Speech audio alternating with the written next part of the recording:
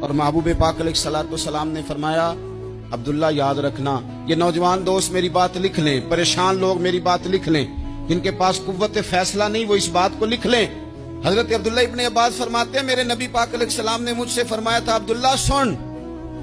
اگر ساری دنیا مل کے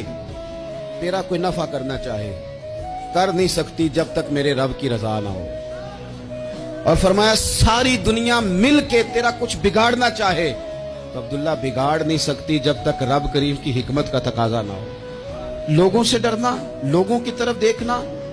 ماحول دیکھ کے اپنے راہ کا تعین کرنا،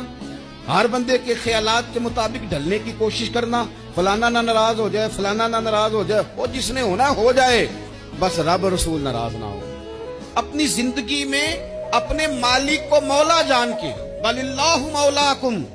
اللہ تمہارا مولا ہے، وہو خیر الناصرین، وہ بہترین مددگار ہے،